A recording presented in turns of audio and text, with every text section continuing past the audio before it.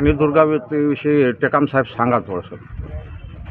आपल्या भारतीय इतिहासातील महान वीरांगना राणी दुर्गावती या गोंडवाना साम्राज्याच्या सम्राट दलपतशाह यांच्या पत्नी होत्या. जवळपास 1400 वर्ष या मडावी कुटुंबाने या मध्य भारतामध्ये गोंडवाना या साम्राज्यावर राज्य केले आणि त्या राज्याची निर्मिती गोंडराजे यदुराय मडावी यांच्या काळामध्ये जवळपास इसवी सनाच्या पहिल्या दशकामध्ये झालेली आहे. आणि सम्राट अकबराच्या काळामध्ये वीरांगना राणी दुर्गावतीच्या या महान राज्यावर चढाई करण्यासाठी आसफ खान या त्यांच्या सेनापतीला सम्राट अकबरांनी पाठवले होते. तेव्हा तीनदा वीरांगना राणी दुर्गावती यांनी त्यांचे जे प्रयत्न आहे ते हाणून पाडले आणि तिसऱ्या लढाईमध्ये या गोंडवाना साम्राज्यातील वीरांगनेला शह देण्यासाठी फितुराला हाताशी धरून अकबराच्या सेनेनी राणी दुर्गावतीचा ठिकाणा कुठे आहे याचा शोध लावला आणि राणी दुर्गावतीच्या सैन्यावर मध्यरात्री पावसामध्ये राणी दुर्गावतीच्या सैन्यावर आक्रमण केले. नियम असा होता युद्धाचा की रात्रीच्या वेळेला युद्ध थांबलं जात होतं आणि पुन्हा दुसऱ्या दिवशी युद्ध सुरू होत होतं. परंतु या युद्धाच्या नियमाचा भंग करून राणी दुर्गावतीला पकडण्यासाठी आणि या गोंडवाना साम्राज्यातील अनमोल असे खजिना या गोंडवाना साम्राज्यामध्ये म्हणजे आजचा जो झारखंडचा भाग आहे, मध्य प्रदेशचा भाग आहे आणि या विदर्भाचा काही भाग आहे, या भागामध्ये भौगोलिक संसाधनं मोठ्या प्रमाणात आहे. या सर्व संपत्तीचा त्यांना लोभ चढला आणि मोठ्या प्रमाणात धर्मांतरणसुद्धा त्या काळात होत होतं.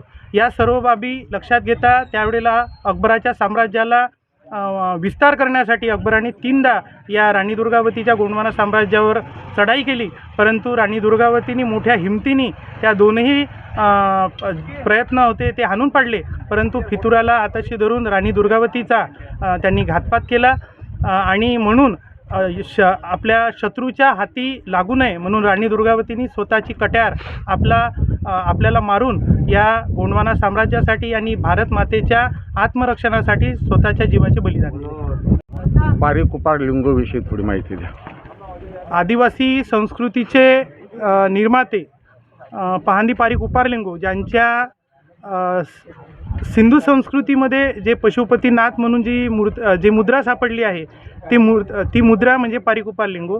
कारण आदिवासी समाज हा आजही मोठ्या प्रमाणात दऱ्याखोऱ्यामध्ये राहतो. त्यांना कोणत्याही प्रकारे पुस्तकाची माहिती बऱ्यापैकी नाही आहे. परंतु आजही हजारो वर्षाचे परकीय आक्रमण होऊनसुद्धा आजही आदिवासी समाजात पारी कुपार लिंगोची तेवढ्याच मनोभावे पूजा केली जाते. आदिवासी समाजातील जी गोत्र पद्धती आहे जिला टोटेम पद्धती म्हणतात. म्हणजे जसे मी टेकाम आहे तर मी सहादेवे आहे. टेकाम म्हणजे सागाचं झाड, साग म्हणजे टेक आणि मडा म्हणजे झाड, टेक मडा असं माझं टेकाम हे टोटेम आहे, हे आडनाव नाही आहे. असंच आदिवासी समाजामध्ये मोठ्या प्रमाणात जवळपास 750 असे हे टोटेम्स आहेत. या टोटेम्सची निर्मिती पहांदी पारी कुपार लिंगोनी हजारो वर्षापूर्वी केलेली आहे. कोयली कचारगड या ठिकाणी. बिरसा मुंडा उल्ली हातू गावामध्ये क्रांतीवीर शहीद बिरसा मुंडा यांचा जन्म झाला.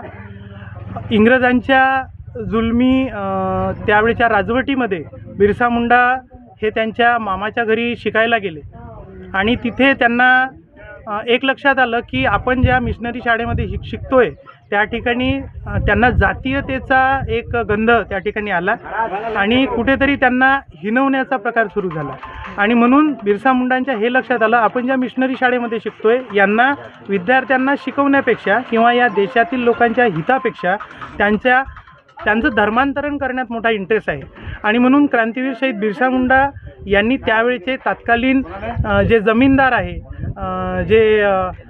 जे त्यावेळचे राजे रजवाडे आहेत आणि इंग्रज आहे, कारण हे सर्व संगनमतीने राज्य करत होते आणि म्हणून त्या सर्वांच्या विरोधामध्ये बंड पुकारण्याचं काम क्रांतीवीर शहीद बिरसा मुंडांनी त्यांच्या सर्व सहकारी, त्यांचे मित्र, त्यांच्या प्रचारामध्ये जुळणारे सर्व त्यांचे सहकारी यांना घेऊन केलं. आणि अक्षरशः छोट्या कमी वयामध्ये जवळपास 24 ते 25 वयाच्या काळामध्ये त्यांना जेलमध्ये डांबून फितुराला हाताशी धरून जेलमध्ये डांबून त्यांना विष देऊन त्यांचा अंत केला गेला. विदर्भामध्ये पुन्हा एक गोंडराजे होऊन गेले जे प्रसिद्ध आहे, शंकरशाह रघुनाथशाह, याच्याविषयी काही माहिती आहे आपल्याला? शंकरशाह रघुनाथशाह गडामंडलात हं. क्रांतीवीर शंकरशाह रघुनाथशाह हे गडामंडलाचे गोंडराजे होते. महाराजा शंकरशाह आणि त्यांचे पुत्र कुंवर रघुनाथशाह हे वीरांगना राणी दुर्गावती यांच्याच घराण्यातील सर्वात शेवटचे आणि 1857च्या उठावातील शूरवीर होते. त्यांना इंग्रजांनी, कारण त्यांचं जे गडामंडला राज्य होतं, तर या गडामंडला गोंडवाना राज्यामध्ये संपूर्ण जनता ही क्रांतीवीर शंकरशाह आणि कुंवर रघुनाथशाह यांच्यावर प्रेम करणारी आणि त्यांना जीव लावणारी होती. त्यांनी संपूर्ण जनतेला क्रांती या देशामध्ये असलेल्या परकीय आक्रमणकाऱ्यांना पळून लावण्यासाठी क्रांती पेटवली होती. आणि म्हणून एक या देशातील आणि पूर्ण गोंडवानातील लोकांना एक सबक मिळाला पाहिजे म्हणून शंकरशाह आणि रघुनाथशाह यांना तोफेच्या तोंडी बांधून तोफेने त्यांना उडवण्यात आलं.